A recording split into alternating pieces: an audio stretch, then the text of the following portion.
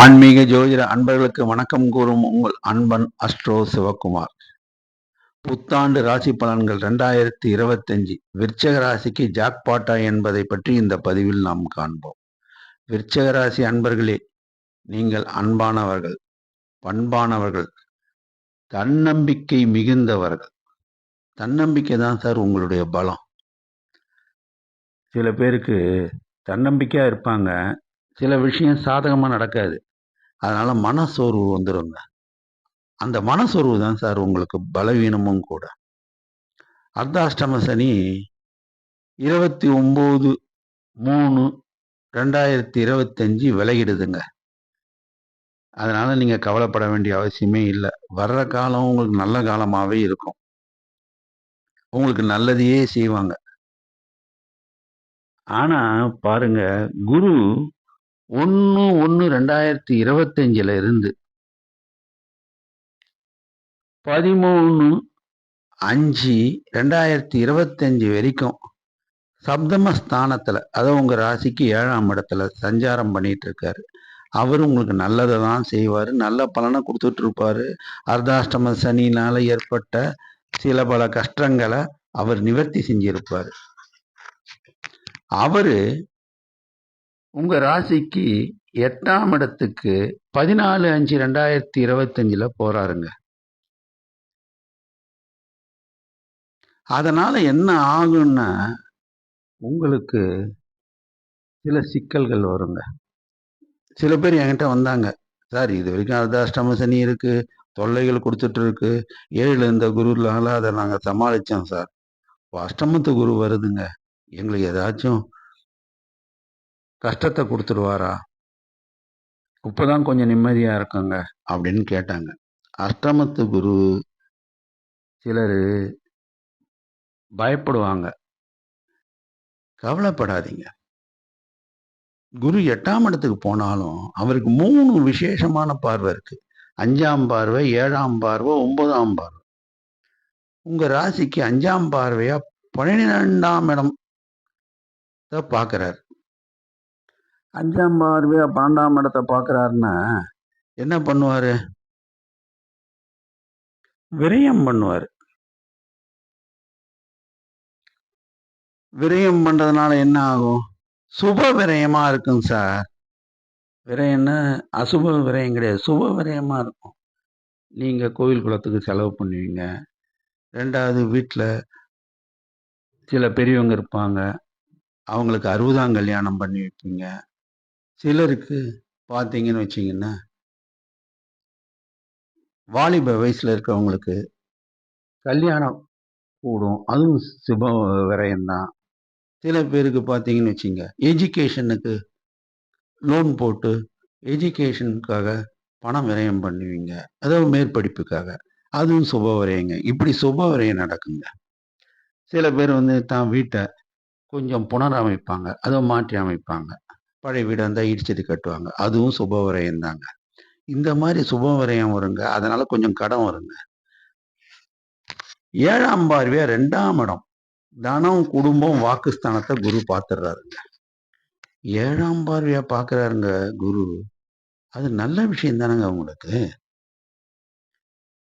2ஆம் இடம் தனஸ்தானத்தை பார்க்குறாரு. அப்போ தனம் கண்டிப்பா உங்களுக்கு தனத்தை கொடுத்துருவாரு. உங்களுக்கு அதாவது விருச்சிக ராசிக்கு குரு 2க்கும் 5க்கும் உடையவருங்க. அவரு நல்லது தான் பண்ணுவார். அவரு 2ஆம் பார்வையா பார்த்ததுன்னா, அதாவது 2ஆம் இடத்தை பார்த்ததுனால உங்களுக்கு பணத்தை சேர்ப்பாரு. குடும்பம் அமைதி இல்லாம இருந்த குடும்பம் இப்போ கொஞ்சம் அமைதியா இருக்கும். சின்ன சின்ன பிரச்சனைகள் இருந்துட்டு இருக்கும் குடும்பம், அது கொஞ்சம் விலகும். வாக்குஸ்தானத்தை பார்ப்பாரு. நீங்க மற்றவங்களுக்கு அட்வைஸ் பண்ணுவீங்க. சில பேர் வாக்குனால ஜீவிப்பாங்க, அவங்களுக்கு ஆதாயம் கிடைக்கும். சில பேர் கமிஷன் வியாபாரம் பார்ப்பீங்க, அதில் ஆதாயம் கிடைக்கும். இதெல்லாம் நல்லது தான் அவர் குரு பார்வை கண்டிப்பாக செய்வாருங்க. பணம் வருங்க, சுப விரயத்தையும் கொடுப்பாருங்க. அது நல்ல விஷயத்துக்கு தான் நீங்கள் செலவு பண்ணுவீங்க, கவலையே படாதீங்க. குரு பார்க்க கோடி நன்மை. எல்லா பணத்தையும் செலவு பண்ணிட்டாதீங்க, கொஞ்சம் பணத்தை சேர்த்து வச்சுங்க. அது உங்களுக்கு பின்னாடி உதவும். அடுத்தது நம்ம சனி பயிற்சியை பார்ப்போம். முன்னாடியே சொன்னேன் நானு. சனி பயிற்சி உங்களுக்கு நல்ல விதமா அமையும்னு சொல்லிட்டு. அர்த்தாஷ்டம சனி விலகுதுன்னு சொன்னேன். எப்போ விலகுது? 29/3/2025. கண்டிப்பா பஞ்சம ஸ்தானத்துக்கு போறதுனால நல்லது தாங்க செய்வாரு. சனிக்கு 3 பார்வை இருக்குங்க. 3ஆம் பார்வை, 7ஆம் பார்வை, 10ஆம் பார்வை. 3ஆம் பார்வையா கலத்திர ஸ்தானத்தை பார்க்குறாரு. அதாவது பார்த்தீங்கன்னா, கலத்திர ஸ்தானம்னு சொன்னோம்னா மனைவிங்க. உங்க மனைவி இருந்தாங்கன்னா, அவங்களுக்கு கொஞ்சம் செலவுகள் வரும். அதாவது உடல்ல கொஞ்சம் ஒரு சில விஷயங்களுக்கு செலவு பண்ண வேண்டியது இருக்கும். சின்ன சின்ன உபாதைகள்லாம். உடனே நீங்க செலவு பண்ணிட்டீங்கன்னா, செலவு கட்டுக்குள்ள இருக்கும். 2வது மனைவி மூலியமா ஆதாயங்கள் வரும். சிலருக்கு சொத்து சேர்க்கை சேரும். கடன் உபத்திரங்கள் குறையும். 7ஆம் பார்வையா லாபஸ்தானத்தை பார்க்குறாருங்க. தொழில்ல லாபம் நல்லா வருங்க. கண்டிப்பா லாபம் வருங்க. ஆனா, அதுலயும் சில போட்டி பொறாமைகள் இருக்கும். சக தொழில் செய்றவங்க கொஞ்சம் போட்டி, பொறாமையினால உங்க லாபத்த கெடுக்க பார்ப்பாங்க. அதாவது ஏதாச்சும் ஒண்ணு குறை சொல்லிட்டு இருப்பாங்க. நீங்க சனிக்கிழமை இரவு நேரத்துல பழத்த சாப்பிட்டு விரதம் இருந்தீங்கன்னு வச்சுக்கங்க. சனி பகவான் உங்களுக்கு நல்லதே செய்வாரு. அதனால என்னன்னா போட்டிகள் அகன்றுடும். உங்களுக்கு லாபம் கூடும். 10ஆம் பார்வையா தனம், குடும்பம் வாக்க பார்க்குறாரு. எப்ப பார்க்குறாரு? 29/3/2025ல வந்து பார்க்குறாரு. அப்ப என்ன ஆகும்னா, உங்க வாக்கு ஸ்தானத்துல நீங்க கொஞ்சம் நிதானமா பேசணும். கோவப்பட்டு பேசக்கூடாது. குடும்பத்துல பேசினாலும் அ கொஞ்சம் அனுசரணையா பேசணும். ஒரு சொல்லு நம்ம சொல்றோம்னு வச்சுக்கங்க. அந்த சொல்ல நம்ம கேட்கிறவங்க வந்து தப்பா புரிஞ்சுக்குவாங்க. அப்போ நம்ப என்ன பண்ணணும்னா, அமைதியா பேசணும், இனிமையா பேசணும். அவங்கள டைரக்ட்டா நீங்க குற்றம் சொல்லக்கூடாதுங்க. ஒரு தவறு குடும்பத்துல இருக்குங்க. தவறுன்றது இயல்பான விஷயம் மனித வாழ்க்கையில. அத பண்ணிட்டாங்கன்னு வச்சுக்கங்க. அத சுட்டிக்காட்டி பேசக்கூடாதுங்க. அவ்வாறு நீங்க பேசலன்னு வச்சுக்கங்க, உங்களுக்கு நல்ல பலன் கிடைக்குங்க. தனம் வருங்க. ஆனா செலவும் வருங்க. நீங்க தனத்த சேமிக்க பழகிக்கணும். சிக்கனமா செலவு பண்ணணும். அதாவது பட்ஜெட் போட்டு நீங்க செலவு பண்ணீங்கன்னு வச்சுக்கங்க, பணம் மிச்சமாகும். அப்ப குடும்ப உறுப்பினர்களிடையும் உங்களுக்கு பிரச்சனைகள் இருக்காது. இது எதுவரைக்குங்க? 29/3/2025ல இருந்து 13/5/2025 வரைக்கும் தாங்க. ஏன்னா, அதுக்கப்புறம் வந்து 14/5/2025ல தான் குரு வந்து உங்களுக்கு மீனத்துக்கு பெயர்ந்துறாரு. அவர் சப்தம பார்வையா 2ஆம் இடத்த பார்த்துடுறாருல்ல. அப்போ உங்களுக்கு நல்லது தான் நடக்கும். நான் சொல்றது வந்து 29/3/2025ல இருந்து 13/5/2025 வரைக்கும். நீங்க சர்வ ஜாக்கிரதையா பேசுங்க சார். எல்லாம் ஓகேவாயிடும். அப்புறம் குரு வந்த உடனே உங்களுக்கு சுப பார்வை பட்டுடும். உங்களுக்கு செல்வம், நெறைய பணம் வரும். அத நீங்க சேமிப்பு பண்ணுவீங்க. விரயத்த குறைச்சிருவீங்க. இதுவே ஒரு வகையில உங்களுக்கு ஜாக்பாட் மாரி தாங்க. ஏன்னா பணம் விரயம் ஆகல. அத நல்ல முதலீடா போட்டீங்கன்னா, அது ஜாக்பாட் தானே. இப்ப ஒரு இடம் வாங்குறீங்க நீங்க. குறைஞ்ச விலைக்கு வாங்குறீங்க. 3 வருஷம் கழிச்சு கண்டிப்பா விலை ஏறுங்க. அந்த விலை ஏறிச்சுன்னா, அதுல வர்ற தொகையே உங்களுக்கு பெருத்த லாபம் தானங்க. அந்த மாரி முதலீடுகள செய்யுங்க. முகம் தெரியாத ஆட்கள். அதாவது வந்து சில பேரு வந்து நட்பு ரீதியா பழகிக்கின்னு இருப்பாங்க. ஆனா நம்மகிட்ட இனிமையா பேசிக்கின்னு இருப்பாங்க. ஆனா நம்ம பின்னாடி போயிட்டு நம்மள பத்தியே குறை சொல்லுவாங்க. அவங்கள முதல்ல இனம் கண்டுபிடிக்கணும் நீங்க. நம்ம கூட இருக்கும்போது நம்ம முன்னாடி நல்லத பேசுவாங்க. பின்னாடி நம்மள பத்தி போய் குறை சொல்லுவாங்க. அவங்கள இனம் கண்டுபிடிச்சு, அவங்கள நீங்க கொஞ்சம் தூரமா விலக்கி வையுங்க. விலக்கி வைங்கன்னா சண்டை போட்டுறாதீங்க. அப்படி பட்டும் படாம நைஸா இருந்துங்க. அப்போ எல்லா விஷயமும் உங்களுக்கு கைகூடும். 2வது முக்கியமான விஷயங்க. நீங்க என்ன செய்ய போறீங்க? ஏதுல நீங்க வந்து இன்வெஸ்ட் பண்ண போறீங்க. இந்த விஷயத்தெல்லாம் தம்பட்டம் அடிக்காதீங்க. அதாவது அவங்ககிட்டலாம் நீங்க சொல்லக்கூடாது. நான் இது பண்ண போறேன். நான் இந்த தொழில் பண்ண போறேன். நான் இந்த மாரி பண்ண போறேன். இதில பத்தி என்ன விஷயம்? இதனால ஆதாயம் வருமா? இல்லையான்னு நீங்க எல்லாம் கேட்கவே கூடாது. கேட்டீங்கன்னா, அவங்க ஏட்டி போட்டியா ஒரு விஷயத்த சொல்லி வைப்பாங்க. அது உங்களுக்கு பலிக்காமயே போயிடும்.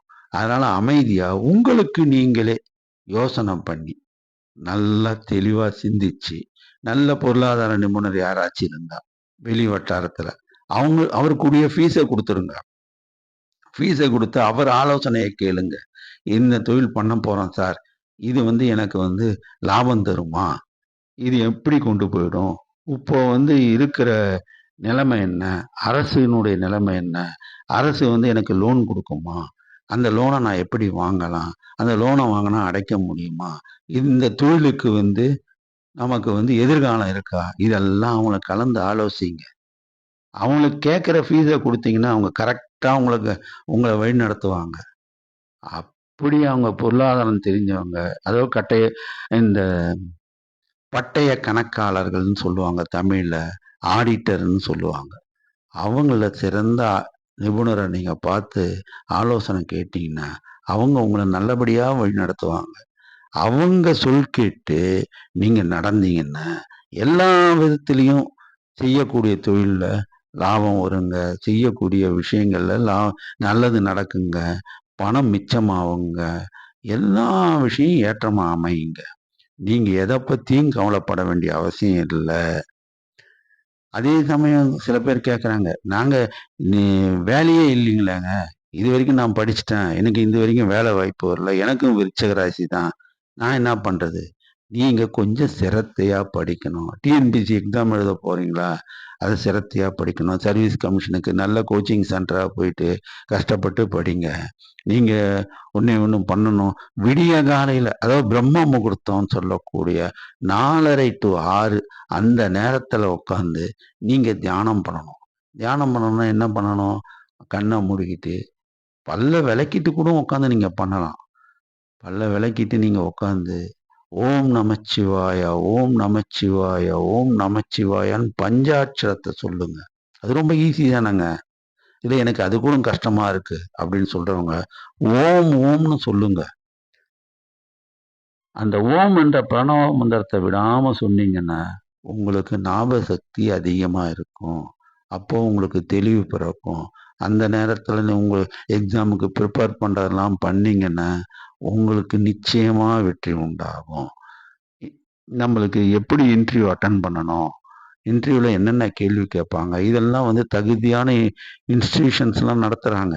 அவங்க கிட்ட நீங்க ஆலோசனை பெற்று நீங்க நடத்தி கேட்டுக்கிட்டீங்கன்னா, அவங்க உங்களுக்கு இந்த வழிமுறைய சொல்லிக் குடுப்பாங்க. அது பிரகாரம் நீங்க நடந்தீங்கன்னா, உங்களுக்கு வேலைவாய்ப்பு கண்டிப்பா நல்ல வேலைவாய்ப்பு கிடைச்சிருங்க. அடுத்தது சில பேரு, "எனக்கு கல்யாணமே ஆகல சார். கல்யாணம் ஆகுமா?" கண்டிப்பா கல்யாணம் ஆகுங்க. ஆனா கல்யாணம் ஆகுறதுக்கு முன்னாடி நீங்க செய்ய வேண்டியது என்னன்னா ஒரே ஒரு செயல் தானுங்க. உங்களுக்கு விருச்சிக ராசிக்கு 7ஆம் இடம் சுக்கிரனுடைய ஸ்தலம். அந்த சுக்கிரனுடைய தலத்துக்கு வெள்ளிக்கிழமை சுக்கிரனுக்கு நீங்க மொச்சை இருக்கு பாருங்க. அந்த மொச்சைய கொண்டு போய் நவகிரகத்துல இருக்க சுக்கிரனுக்கு வச்சுட்டு, கரெக்ட்டா நெய் தீபம் ஏத்தி 9 முறை சுத்தி, ஓம் சுக்கிராச்சாரியாரே நமோ நமக அப்படின்னு மந்திரத்த சொல்லுங்க. அது கூட எனக்கு கஷ்டமா இருக்கா? ஓம் சுக்கிரனே போற்றி அப்படின்னு சொல்லுங்க. விவாக பிராப்தம் தேஹி தேஹின்னு சொல்லுங்க. கண்டிப்பா உங்களுக்கு விவாக பிராப்தம் கிடைக்கும். அம்பாள் கோயில்ல போயிட்டு அம்பாளுக்கு நெய் தீபம் ஏத்துங்க. நிச்சயமா அருள் பாலிப்பாங்க. உங்களுக்கு விவாகம் சீக்கிரமா கைகூடும். வேலைவாய்ப்பு, விவாகம். மாணவ, மாணவிகள் இருப்பாங்க. எங்களுக்கு படிப்பு எப்படி வரும்? அதே பிரம்ம முகூர்த்தத்துல 4:30, 6 எந்திரிங்க. எந்திரிச்சுட்டு தூக்கம் தான் வரும். கொஞ்ச நாள் கஷ்டமா இருக்கும். அப்புறம் உங்களுக்கு அந்த முழிப்பு வந்துரும். உட்காந்துட்டு நீங்க என்ன பண்ணணும்? பல்ல விளக்கிட்டு, ஓம், ஓம், ஓம்ன்னு மட்டும் சொல்லுங்க. வேற ஒண்ணும் சொல்ல வேணாம். கொஞ்சம் நான் ஓம் மட்டும் சொல்ல மாட்டேன். வேற ஏதாச்சும் இருந்தா சொல்லுங்க. ஓம் சரஸ்வதி நமோ நமகன்னு சொல்லுங்க. அது போதுங்க. அந்த சரஸ்வதியுடைய கடாட்சத்தால உங்களுக்கு கல்வி பலன் நல்லா வருங்க. நல்ல ஞாபகசக்தி வருங்க. விடியற் காலையில செய்யுங்க. அதுக்கப்புறம் ஒரு 8 மணிக்கா போயிட்டு பிள்ளையார் கோவில்ல போயிட்டு தோப்புக்கரணம். தோப்புக்கரணம் எப்படின்னா, 2 காதினுடைய உ பகுதியும் புடிச்சுக்கிட்டு உட்காந்து, உட்காந்து 27 முறை 108 தடவ எந்திரிங்க. அந்த எக்சர்சைஸ் தாங்க அது. அது பண்ணாவே உங்களுக்கு ஞாபக சக்தி அதிகமாகும். படிப்பு நல்லா வருங்க. நல்ல மதிப்பெண்கள் வாங்குவீங்க. நல்ல வளர்ச்சி கிடைக்குங்க. அடுத்தது ராகு கேது பயிற்சிய பார்ப்போங்க. 18/5/2025 ராகு 4ஆம் இடம் போறாரு. கேது 10ஆம் இடம் போறாரு. சுகம், மாத்ரு, வீடு ஸ்தானம் 4ஆம் இடங்க. சுகத்த குடுப்பாருங்க. அம்மாவுக்கு நல்லபடியா இருப்பாங்க. சில பேர் வயசானவங்க இருந்தாங்கன்னா, அவங்களுக்கு உடல்நலம் பாதிக்கும். அவங்களுக்கு ஏதாச்சும் ஒரு வைத்தியம் பார்த்துருங்க. வீட்ல ஏதாச்சும் செலவுகள் இருந்ததுன்னா, மராமத்து செலவு இருந்தா அந்த வீட்டு செலவ பாருங்க. நல்லபடியா எல்லாம் முடியும். கேது 10ஆம் இடம் தொழில் ஸ்தானத்துக்கு போறாரு. தொழில் நல்ல விதமா நடக்கும். இருந்தாலும் ஒரு சில தடைகள் வரும். போட்டி பொறாமைனால தடை வரும். நீங்க அமாவாசைக்கு அமாவாசை நீங்க தொழில் பண்ற இடத்துல ஒரு பூசணிக்காய சுத்தி உடைங்க. டெய்லி நீங்க தொழில் பண்ற இடத்துக்கு போகும்போதும், காலையில கிளம்பி போகும்போது, விநாயகருக்கு 2 அருகம்புல்லு, ஒரு நெய் தீபம் ஏத்திட்டு நீங்க பாட்டுக்கு போங்க. தொழில் அமோகமா நடக்கும். ஆனா இன்னும் கொஞ்சம் அதிகமா கஷ்டப்படணும். உழைப்பு இருக்குங்க. ஆன்மீக செலவுகள். ஏதாவது பக்கத்துல ஏதாவது கோயில் கும்பாபிஷேகம் பண்றாங்களா? உங்களால முடிஞ்ச அளவுக்கு பண்ணுங்க. அது உங்கள நல்லபடியா வழி நடத்துங்க. உங்களுக்கு அமோகமா செல்வம் கூடுங்க. அப்புறம் என்ன வழிபாடு செய்யலான்னு கேட்குறாங்க. வழிபாடு அம்மன் வழிபாடு தாங்க. அம்மன் வழிபாடு கரெக்ட்டா மாரியம்மனு, துர்க்கை அம்மனு, அம்பாளு இவங்கள நீங்க வழிபடுங்க. விநாயகர் வழிபாடு ரொம்ப முக்கியம். விநாயகர டெய்லி நீங்க அருகம்புல்லு வைக்கணும். அப்புறம் குலதெய்வம் நம்மளுக்கு எல்லாருக்கும் ஒண்ணு உண்டு. இந்த குலதெய்வம் வழிபாடு ரொம்ப முக்கியம். சில பேர் உங்க வீட்ல பெரியவங்க இறந்துட்டு இருப்பாங்க. அந்த பெரியவங்களுக்கு திதி தவசம் குடுக்கலன்னா, அத கட்டாயம் குடுத்துருங்க. அவங்களுடைய அருளாசிய நீங்க வாங்குனீங்கன்னா, நல்ல விஷயமா இருக்கும். எங்களுக்கு இதெல்லாம் செஞ்சுட்டோங்க. எங்களுக்கு இறை நம்பிக்கை அதாவது இறை பக்தி கொஞ்சம் கம்மியா இருக்குங்கன்னு சில பேர் கேட்கறாங்க. நீங்க என்ன பண்ணுங்கன்னா, ஏழைகளுக்கு உதவுங்க. அதாவது முடியாத ஏழைகள் இருந்தா அவங்களுக்கு உதவுங்க. சில பேர் ஏதாச்சும் ஏழைகளுக்கு வைத்தியம் பார்க்கறது, வைத்தியம் செலவுக்கு காசு கூட இருக்காதுங்க. அவங்களுக்கு நீங்க என்ன பண்ணுங்க, ஜெனரல் ஹாஸ்பிட்டலுக்கு அழைச்சின்னு போயிட்டு, மருந்து மாத்திரைய வாங்கி குடுங்க. நீங்க காசா குடுக்க வேணாம். மருந்து மாத்திரைய வாங்கி குடுங்க. அது கம்மியான செலவா இருந்தா வாங்கி குடுங்க. அந்த மாரி உதவிகள செஞ்சாவே போதுங்க. அவங்க உங்கள வாழ்த்துவாங்க. இறைவனும் உங்களுக்கு நல்ல ஆசி புரிவாங்க. அதன் மூலியமா உங்களுக்கு அமோகமான ப உங்களுக்கு செல்வம் சேருங்க. அதுவும் மறக்காம செஞ்சிடுங்க. அடுத்தது கோமாதான்ற பசு அன்னைக்கு கீரை, பழம் எப்பப்பலாம் கிடைக்குதோ வாங்கி குடுங்க. கு குருஸ்தலம் வியாழக்கிழமை ஆச்சுன்னா, அ நேரா போங்க. தட்சிணாமூர்த்தி கோவிலுக்கு போங்க. நெய் தீபம் போடுங்க. ராகு பகவான் கோவிலுக்கு முடியுங்க. வசதி இருக்கா? ஆலங்குடிக்கு போங்க.